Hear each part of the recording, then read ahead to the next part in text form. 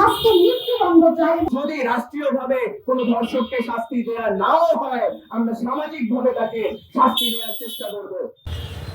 এইভাবে আমি বক্তব্য অনুরোধ করবো।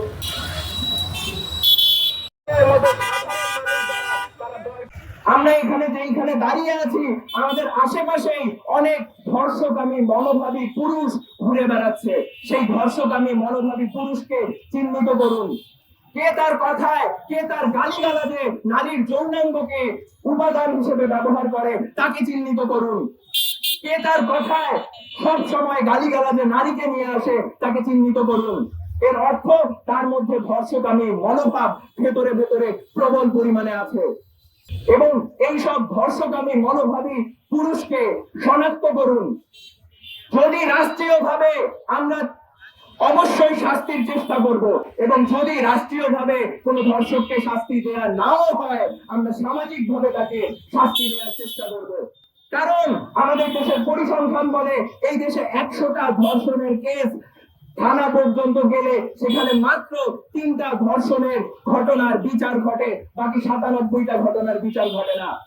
আপনারা কি শুনেছেন কখনো যে কোনো সাংস্কৃতিক সংগঠন, কোনো বাউল আখড়া, কোনো ফুটুবাদী, কোনো মাজার, কোথাও কোনো ধর্ষণের মতো বলাৎকারের মতো ঘটনা হয়েছে?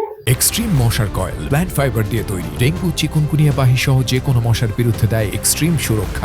আর আমি একটা কথাই বলবো, শুধু রামিসা নয়, প্রত্যেকটি মাদ্রাসায় যেসব বলাৎকার করা হচ্ছে ধর্মের নামে ছোট ছোট শিশুদেরকে, প্রত্যেকটি বলাৎকার এবং ধর্ষণের সুষ্ঠু বিচার আমরা চাই।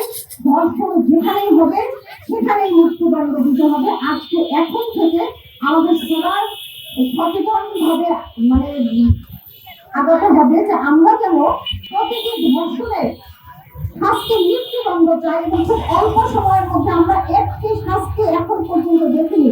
রামিসাকে দিয়ে শুরু হোক, বিগত সময়ে যেসব ধর্ষণ ধরা পড়েছে, প্রমাণিত হয়েছে, প্রতিটি ধর্ষণের শাস্তি আমরা মৃত্যুদণ্ড দেখতে চাই।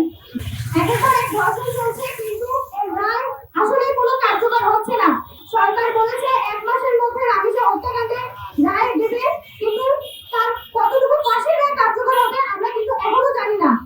আমরা সরকারের কাছে আশা রাখবো 1 মাস পর যাতে যত দ্রুত সম্ভব যাতে তার ফাঁসির রায় কার্যকর করা হয়। ধন্যবাদ। আমাদের নিরাপত্তা কোথায়? আমাদের বিভিন্ন কাজে, স্কুলে, কলেজে, বিভিন্ন জায়গায় যেতে হয়। সবসময় কি আমাদের বাবা মা আমাদের সঙ্গে থাকে? কখনোই থাকে না। তারা আমাদের সঙ্গে থাকতে পারবেও না, এটা সম্ভব না। তাহলে আমার নিরাপত্তা কোথায়? আমি কার কাছে যাবো আমাদের নিরাপত্তা?